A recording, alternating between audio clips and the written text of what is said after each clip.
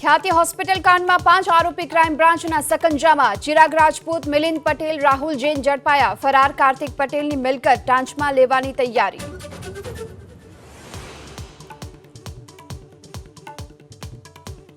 ત્રણ દિવસ બાદ તાપમાનમાં ઘટાડો થતા રાજ્યમાં વધશે ઠંડીનો ચમકારો. વેસ્ટર્ન ડિસ્ટર્બન્સના કારણે 1 થી 2 ડિગ્રી સુધી તાપમાન ઘટવાની આગાહી.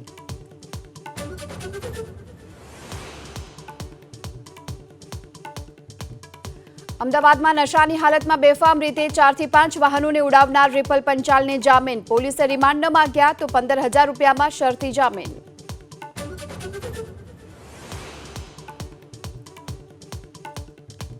આણંદની ખંભાત નગરપાલિકામાં બોર્ડ બેઠકમાં હોબાળો. નિવૃત્ત પાલિકા કર્મચારીઓને બોર્ડ બેઠકમાં એન્ટ્રી આપવા મુદ્દે વિરોધ પક્ષે મચાવ્યો હંગામો.